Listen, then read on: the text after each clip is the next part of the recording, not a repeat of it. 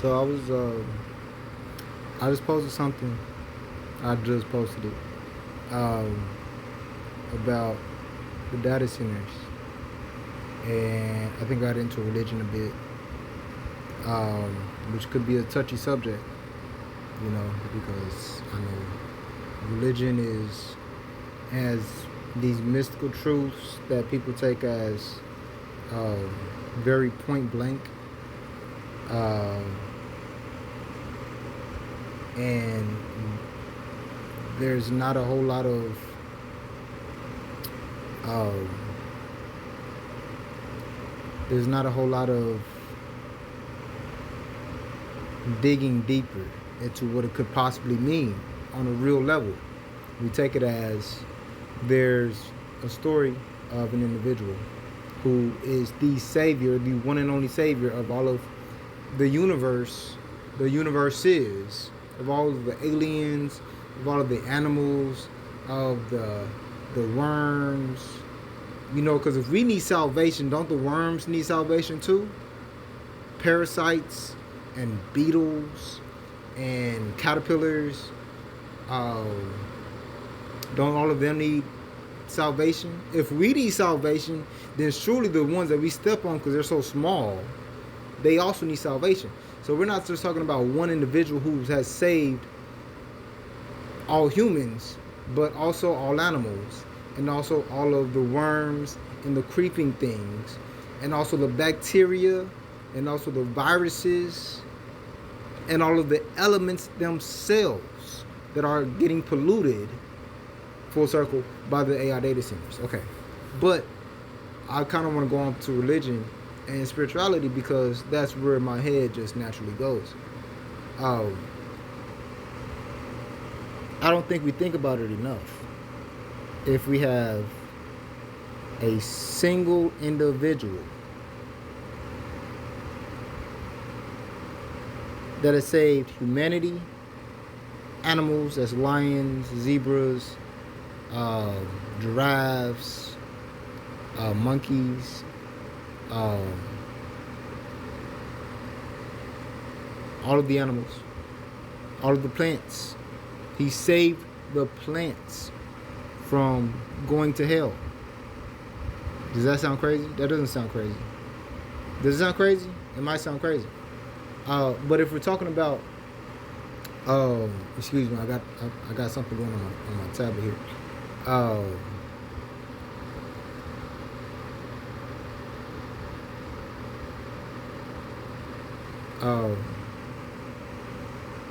But here's the thing. I'm still Christian. I'm still Christian to this day. In the 21st century, over 20 years into the 21st century, I'm still Christian. Jesus, the text that was originally written probably in Arabic or an ancienter form of Arabic that we just got as it used to be Hebrew, and then translated into other language like Greek and then English. That same book, I'm still Christian. If there's a difference, is that I'm more biblical than your everyday Christian.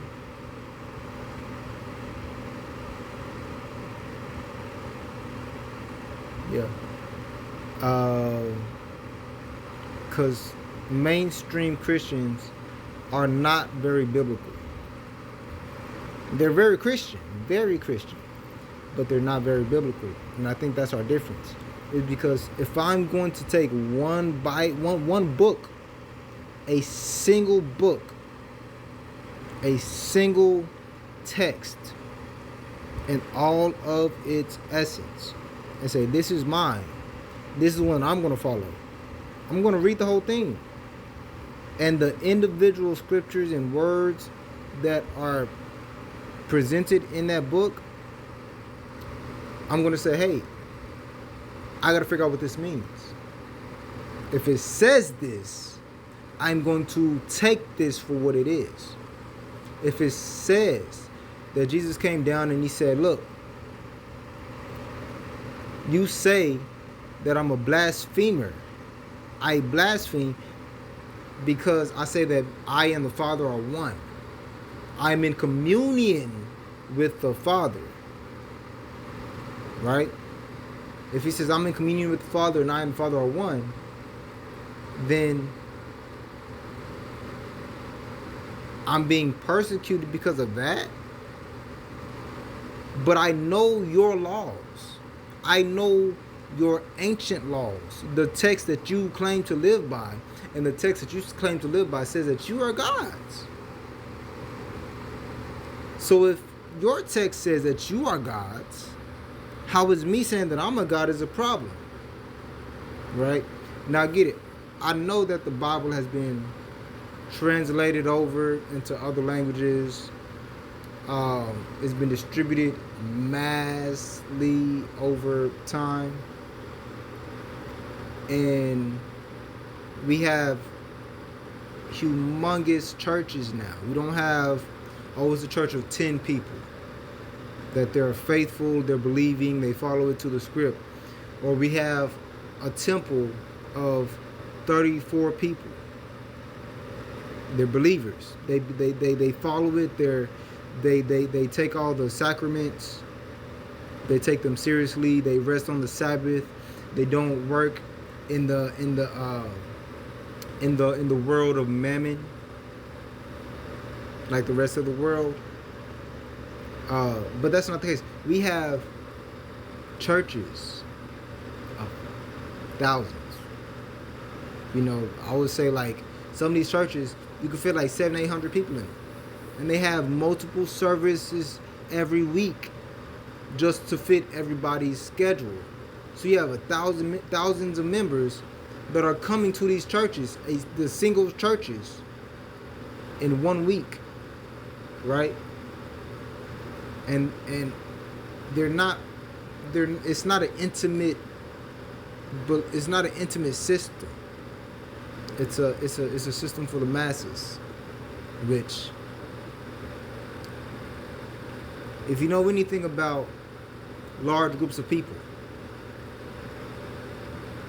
large is here or there. You could say a group of 15 people.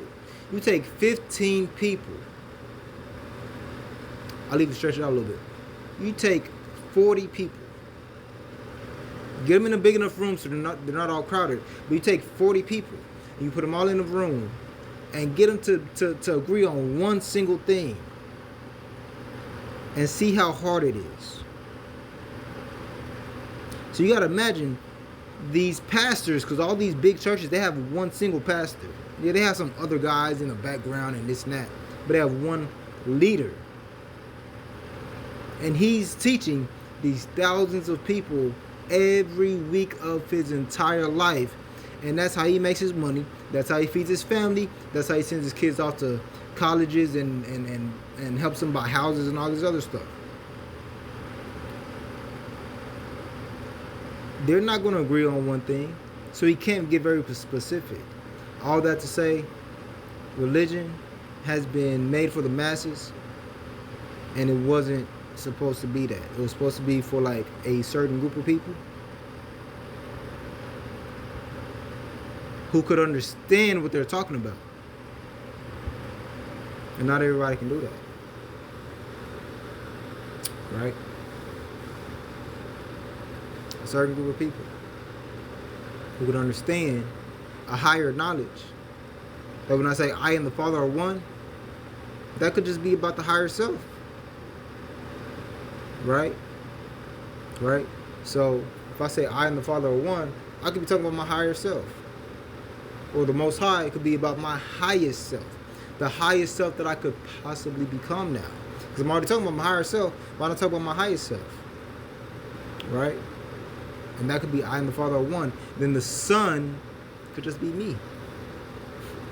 And that could be both of them. Is that not the same as, I'm praising God and I'm waiting on God to come and figure out how to pay my rent? I think so. But yeah. Hope this has blessed y'all. Stay up. Peace up.